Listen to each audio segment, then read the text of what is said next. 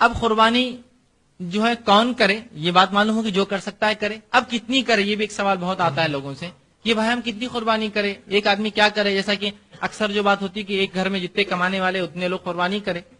ٹھیک، بہرحال اصل مسئلہ کیا ہے تو یاد رکھ لیجئے، ایک گھر کی طرف سے اگر ایک قربانی بھی کر دی جائے، مطلب ایک حصہ، تو سب کی طرف سے کفایت کر جاتا ہے. ترمذی کی روایت ہے جس میں آپ صلی اللہ علیہ وسلم کی حدیث ہے. ابو ایوب انصاری اس حدیث کے راوی انہوں نے فرمایا کہ اللہ کے رسول صلی اللہ علیہ وسلم کے زمانے میں، بلکہ واقعی یوں ہوا کہ وہ ایک مرتبہ گزرنے لگے اور تابعین تھے، کچھ تابعین کو دیکھا آپ نے، تابعین قربانی کرتے تھے تو کہا کہ تم جس طرح سے آج قربانی کرتے ہو،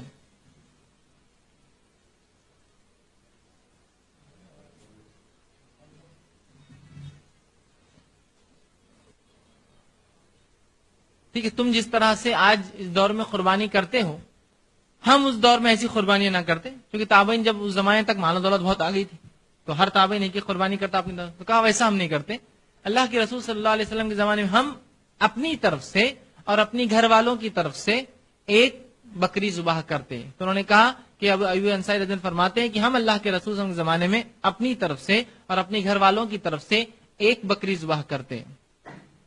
تو کسی نے سوال کیا کہ اگر 80 لوگ بھی ہو خاندان میں، تو کہاں 80 لوگ بھی ہوتے تو ہم ایک ہی قربانی کرتے پورے گھر کی طرف سے.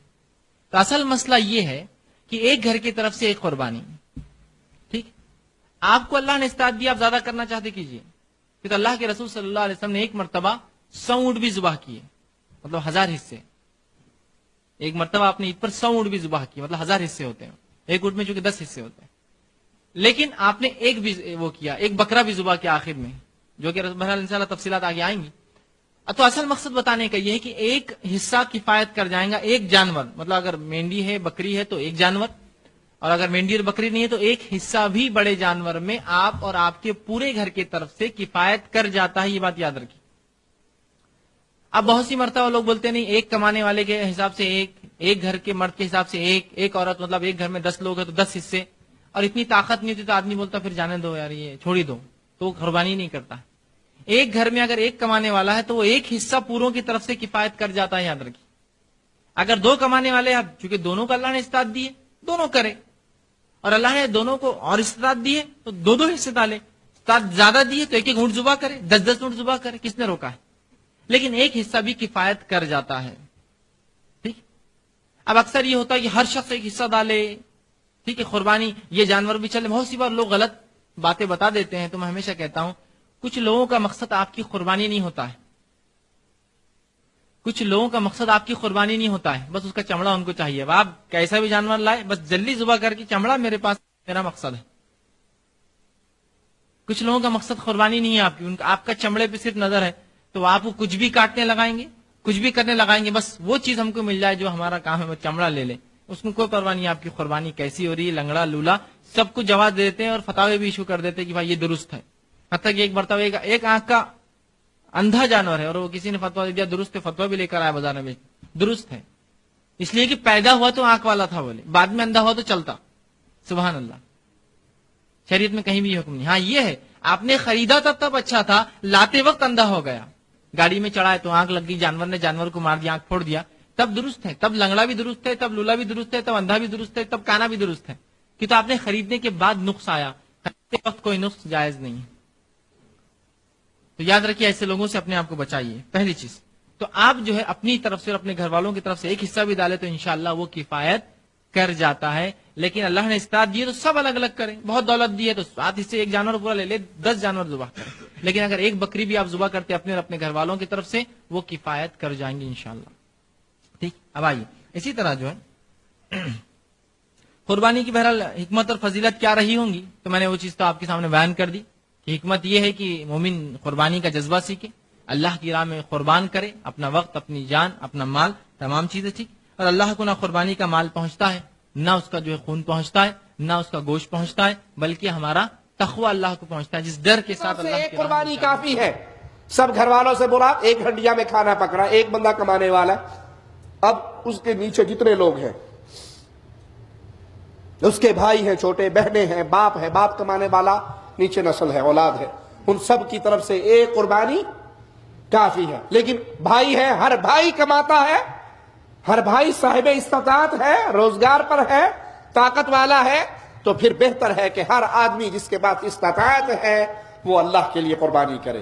سوال نمبر 14، کیا ایک گھر میں ہر شخص کو قربانی کرنا چاہیے؟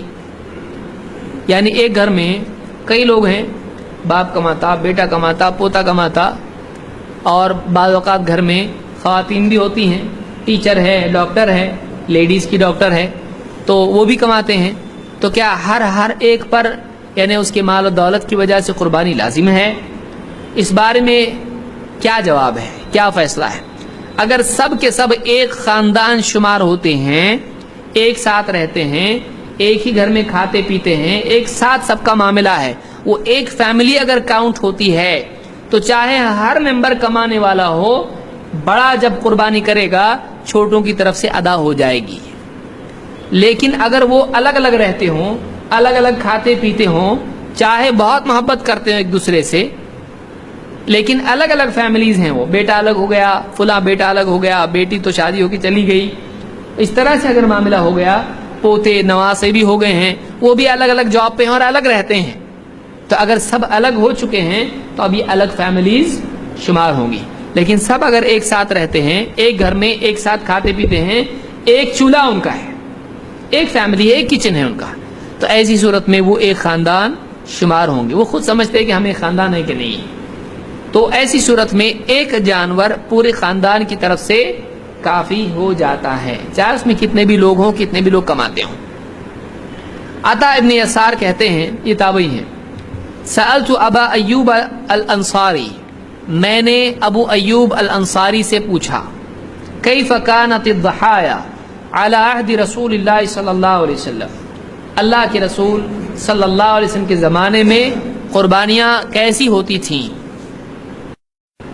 کہتے ہیں فقال کان الرجل یضحی بالشاة عنہ وعن اہل بیتہ، آدمی اپنے اور اپنے گھر والوں کی طرف سے ایک بکری قربان کر دیتا تھا، اپنے اور اپنے گھر والوں کی طرف سے ایک بکری یا بکرا، شات بکری کو کہتے ہیں، وہ قربانی کر دیتا تھا۔ فیأکلون ویطعمون، تو وہ خود بھی کھاتے تھے اس کو، دوسروں کو بھی کھلاتے تھے۔ حتی تباہ الناس فصارت کما ترى، یہاں تک کہ لوگ ایک دوسرے پر فخر کرنے لگ گئے اور حال ویسا ہو گیا جیسا کہ تمہارے سامنے ہے۔ لوگوں میں کیا آیا؟ میں نے زیادہ جانور قربان کیے، ہماری فیملی کی طرف سے 15، ہماری فیملی کی طرف سے 10، 2، 4، تو اس لوگوں میں فخر ہونے لگا اور لوگ ایک سے زیادہ جانور نام و نمود کے لیے، شہرت کے لیے کرنے لگے، تو یہ ایسا حال ہو گیا، دیکھو تم زیادہ جانور قربان ہو رہے ہیں۔ لیکن نبی صلی اللہ علیہ وسلم کے زمانے میں کیا ہوتا تھا؟ ایک آدمی اپنے اور اپنے گھر والوں کی طرف سے ایک جانور کی قربانی دے دیا کرتا تھا۔ اس کو امام الترمذی، ابن ماجہ اور اسی طرح سے امام مالک نے موطا میں، اور اسی طرح سے امام البیہقی نے الکبریٰ میں روایت کیا ہے، اور اس کی سند صحیح ہے۔ اس سے ایک بات یہ معلوم ہوئی کہ ایک خاندان کی طرف سے اس گھر کا بڑا ایک جانور کی قربانی دے دے تو سب کی طرف سے قربانی ہو جاتی ہے۔